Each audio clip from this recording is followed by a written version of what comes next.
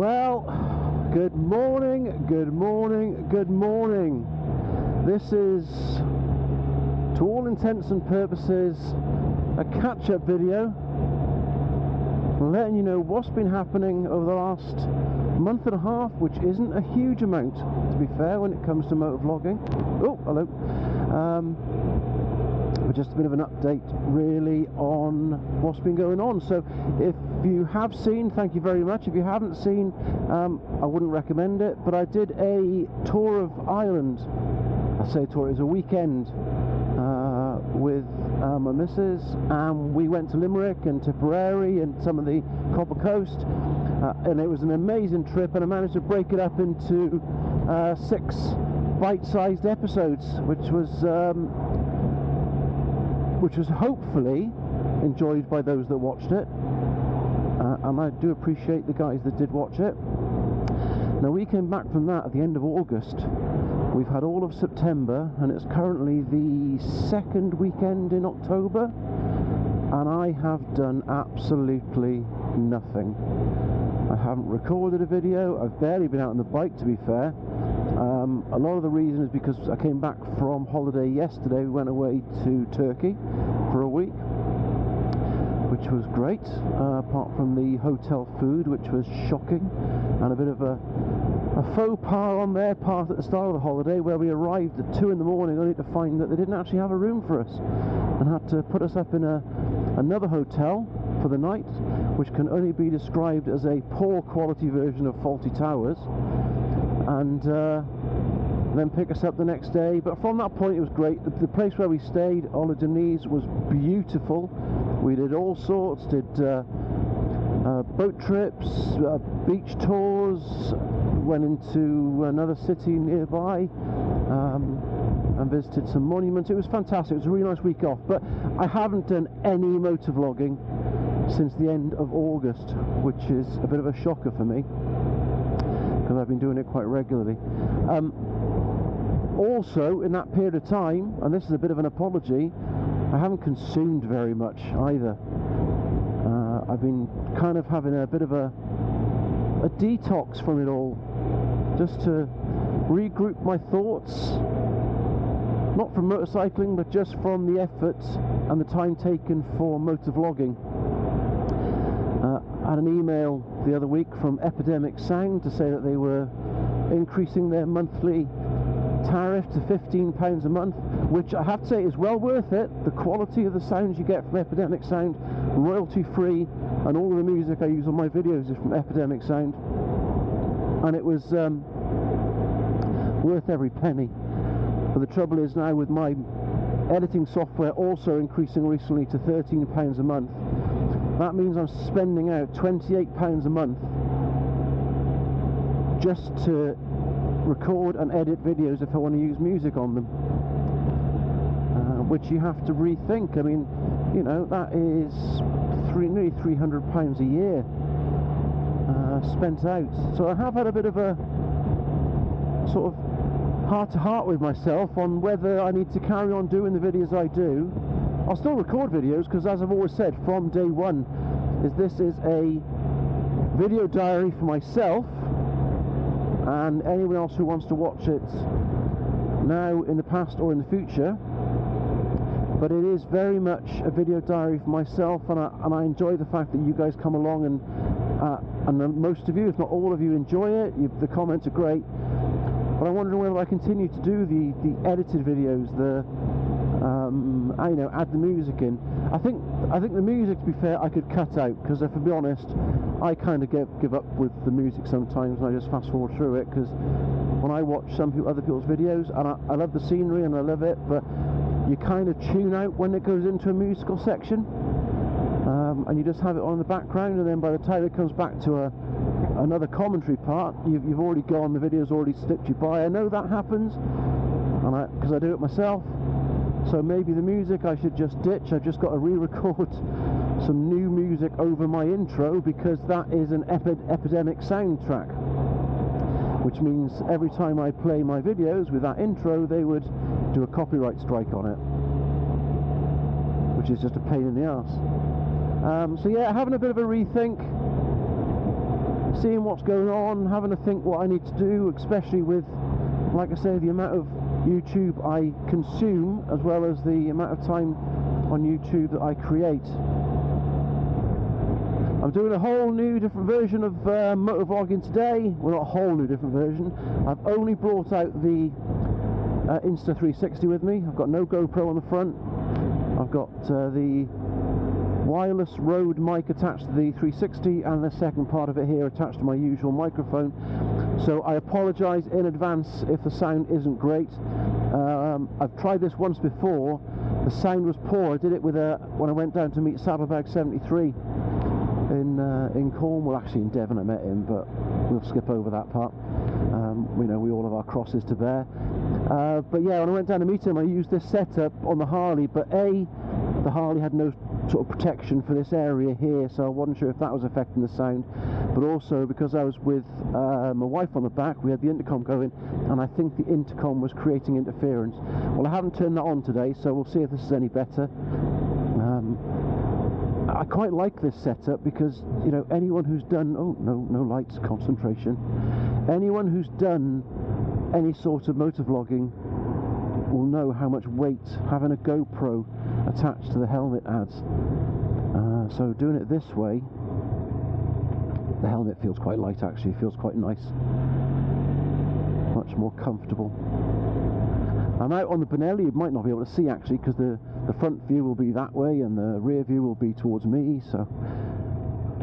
But yeah, I'm out on the Benelli purely because we've already had rain this morning, but I'm not a fair weather biker anymore, so that doesn't worry me. But I still don't want to take the Sportster out because my OCD would kick off if it rains and I'd then have to clean it quite extensively this afternoon.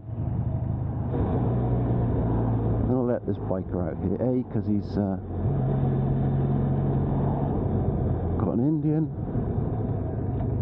Come on. Okay. No, he's got an Indian, which is a beautiful looking bike, and I think is it the FTR 1200 is possibly one of the most beautiful bikes on the market today. And that's hard to say from a Harley rider. So we're actually on a bit of a mission today, and it does stem back to the Ireland trip. We're on a bit of a tester. So on the Ireland trip we went through a bridge which had a toll station on it. Now, you know, the first time was a bit of a shock to us, weren't sure what was going on, whether you pay tolls in Ireland. So we kind of got all undressed, gloves off, get my phone out, do the contactless payment, pull over to one side, get dressed again, put the phone away, put your gloves back on and go. Bit of a faff, I know, and a lot of comments came out saying about how much of a faff these tolls are, and what a pain in the arse they are, and I agree. Got it a bit more streamlined on the way back, where I put my contactless card and wallet in my bike here on the tank bag, and then just whipped it out, quick flash of the card, and we were through. But I'm trying something new today, so I've actually got my contactless card in a little elastic wristband on my wrist there. It's inside it on a zipped pocket, and I'm going to see whether we can go through the Avon Gorge, Isambard, Kingdom, Brunel, Clifton Suspension Bridge, which has a toll on it of £1, whether it works, whether it makes it easier, or whether it doesn't work and we'll just go back to using the phone and getting undressed and holding everybody up behind. And that looks like rain there again. We could get stuck. Is the Rode wireless microphone waterproof? I actually don't know. It might be. Well, we'll soon find out, I'm sure.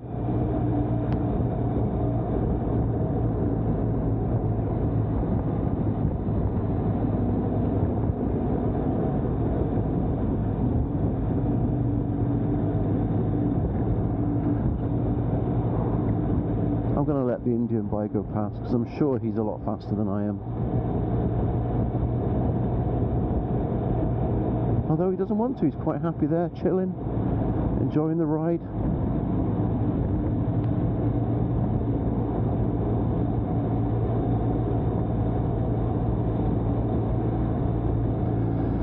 Now, all the videos I did in Ireland, a lot of people were coming and asking what I thought of the bike and what its capabilities were like, two-up riding.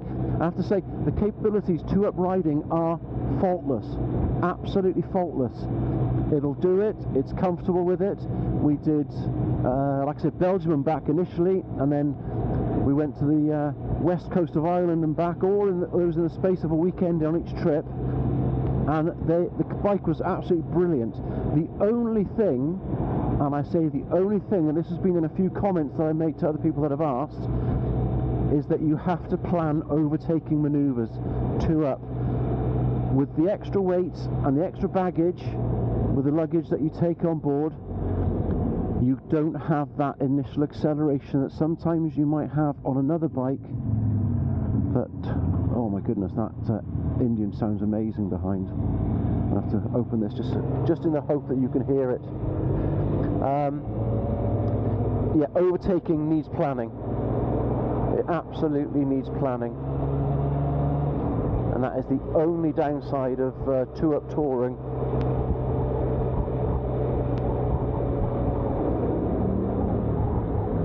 Oh no, see, I'm sure you can't hear it. I can hear that Indian outside, and it just sounds insane. Absolutely, you can probably just hear wind noise right now, and I apologise for that, but if I can get him in front, that'd be a dream, just so I can listen to it.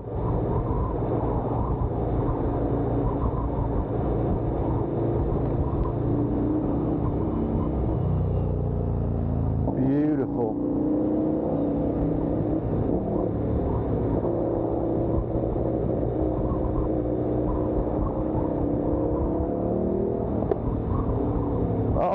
Pop as well. Yeah, you've got to give it to Indians. They do make a bike that looks and sounds gorgeous.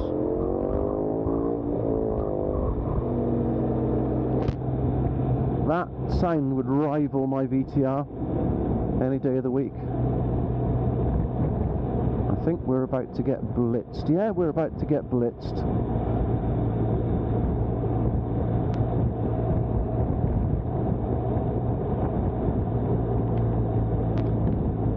Here it comes.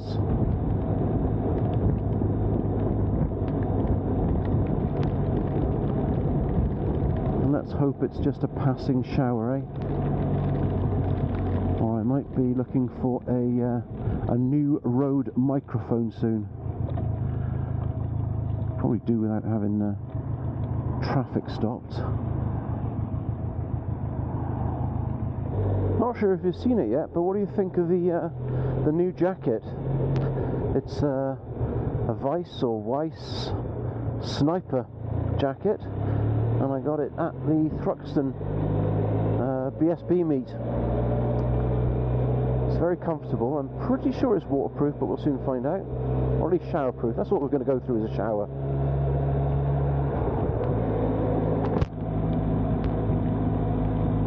I know for a fact my jeans aren't waterproof, but it's all good fun. Okay, so I've just changed the position of the camera. I hope it's okay. It's purely because it gives my Rode wireless microphone a little bit more water protection now because it's behind the screen, so fingers crossed that'll help. The water is coming down quite heavily now, but as you know, I'm not afraid of rain anymore.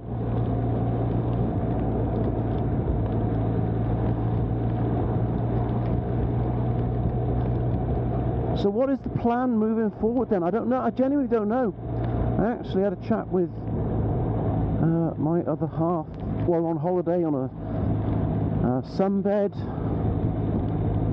and the statement I said was, I'm wondering whether to just stop the channel because, and this is going to sound really stupid, I enjoyed riding so much as a couple and exploring and adventuring, that I felt that doing the video was not a distraction, but certainly was disrespectful to a big bump. Was disrespectful to her, because I was talking to somebody else while she was on the bike with me. She said no, she said it's fine. She says, I know you do it, I enjoy you doing it, you know, it's something that you want to do. And actually she turned and said to me, she said, it's our diary, and she wants it recorded and, you know, documented on what we've done. So yeah, so I think I'll carry on the channel going, but I'll probably be just reducing the type. I'm not saying my editing's good, don't get me wrong, I'm not boasting saying, you know, I'm amazing at editing. I know I'm not, but I put a lot of time into it, to try and make sure it's right, you know, the cut, the mix, the splits, the music that goes into it, all sorts of things like that, all takes time. So I might just reduce that and just put videos out that are a video diary, a bit like this is going to be. I mean, this is probably going to take forever to edit because I'm using the 360 camera, and I'll be splitting it into two, one facing backwards, one facing forwards, and then layer them on top. So it's just going to be a pain in the arse, and I'm doing a complete reverse of what I've just said I want to do, which is make it easier. But this was a case of going out without the GoPro on, just because it's not charged up, because I used it on holiday. I haven't cleared the memory card yet, and this was just the easiest option and the quickest option.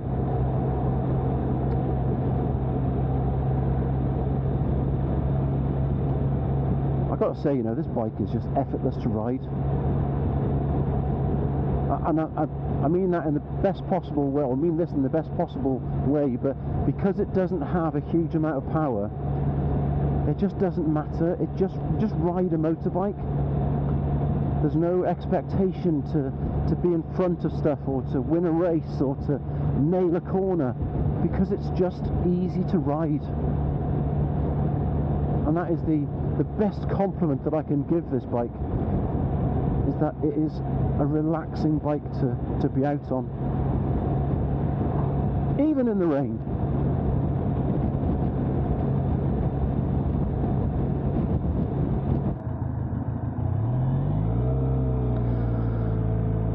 Now, stupidly, I can actually use the bus lanes in Bristol, so that's where I should have been.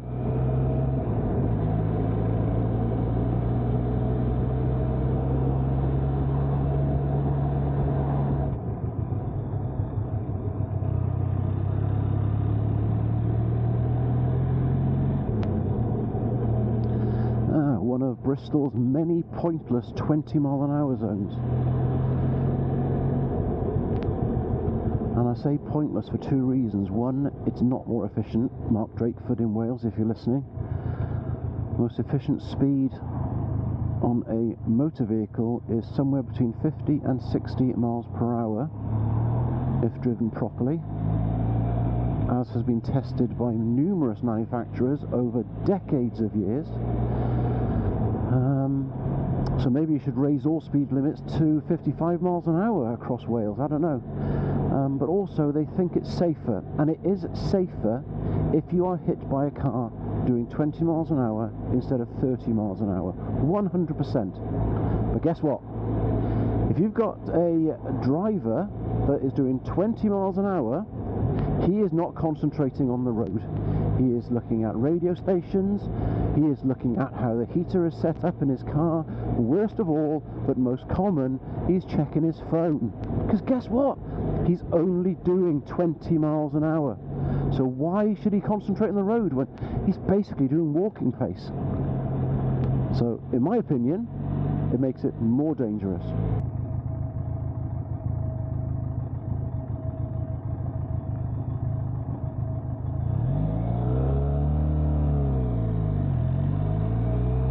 Hey, so here we go.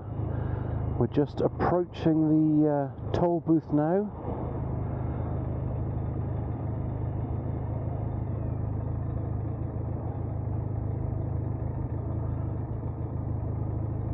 I'll just take this side because the chances are I will still be slower than other people.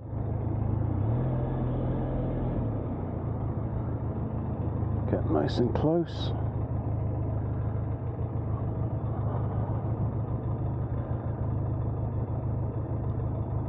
Okay, let's see if this is going to work. So, quick neutral, open. This is where the card is. Is it there? No, it's there.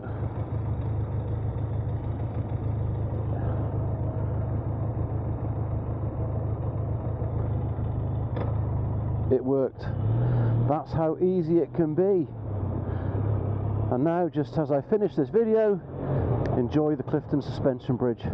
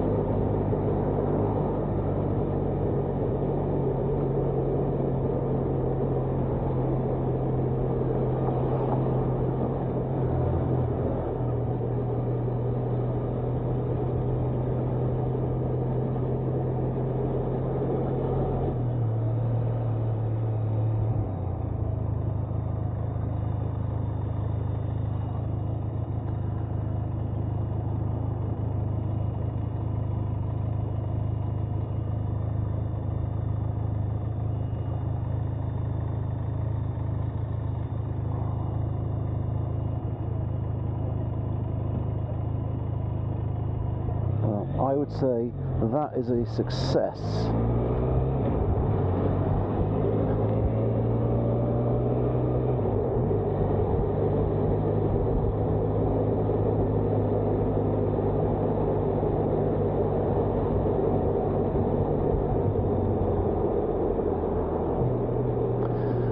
Right, so that'll do me, and hopefully will do you.